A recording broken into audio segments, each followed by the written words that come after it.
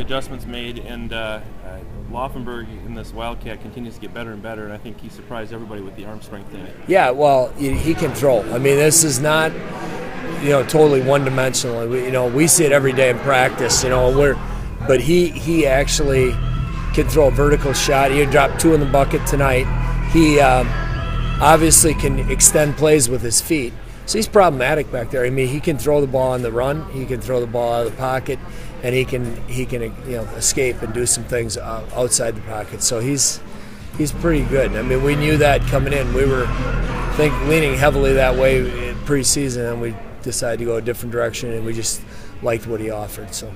Was it mandatory tonight because of Milton's defense to have that option, to have that wrinkle? The vertical throw game. Yeah. Yeah. I mean, we have it up every game. It kind of depends on what they were rolling down into 9 and 10 man fronts, and we were getting them 1-on-1 on the edge, and we thought we could win on the ball, and we thought we could win on the route, and again he threw it up there. Alex made some really nice adjustments while the ball was in the air to make it look like, but he really. He was joking around last year when it was flipped the other way that he had a better arm than Alex. He'd always give Alex a hard time, and they kind of worked back and forth and kind of busted each other's chops a little bit. But no, we have it, but we emphasize a little bit each week that certain route concepts that we think they're going to be there, and they were there. Alex was the guy last year, wasn't he? Yeah, he was quarterback, and Troy. Troy was the running back. So yeah. Well, that's weird how that happens. It shows the kind of talent that these kids possess, doesn't it? No, they're pretty versatile. I mean, what can you say about Troy? He was first team unanimous all-conference punter, kicker, tailback. If we would have played him on D, I'm sure he would have been one of the top DBs.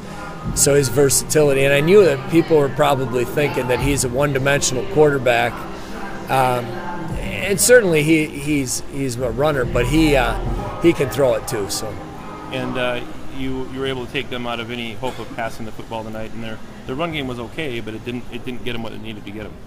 No, yeah, I thought we held up. That first set, it always takes us a while to catch up to the speed of their offense and some of their schemes. And once we were able to adjust defensively and make them one-dimensional, and then when we scored and made it a 2-score game, they kind of had to come out of that shell, and then we could do some things, with our pass rush and some different coverage things. So, they were.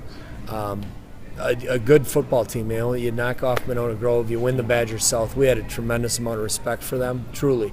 And I knew that everybody would say, "Oh yeah, you beat them 31-3. This is going to be easy." And our kids didn't buy into that because they knew they were a different team. We were a different team, but they've been through some battles. They're all, their defensive line, offensive line is real good. The quarterback's a 4-year starter, and you get their attention immediately when they win the Badger South. It's going to be a pretty good team.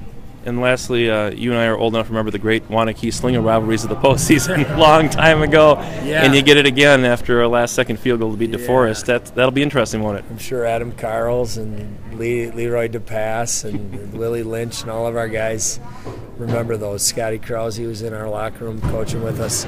They broke our heart a couple of times, and they must be a great football team now. We've really, Rob, been paying attention to just the game in front of us. Right. But I did think that when I saw them in our bracket, it'd be a weird blast from the past. We played them those 2 years in a row in 97 and 98 in the semis. So I can still name their Gehrings and Rhodey Schneider and all those guys. It was a heartbreaking couple of years there, but. They're the foundation for today. Yeah, I was just going to say, if it doesn't kill you, it makes you better. That's right. And we're still here, and so are they. So it's a good thing.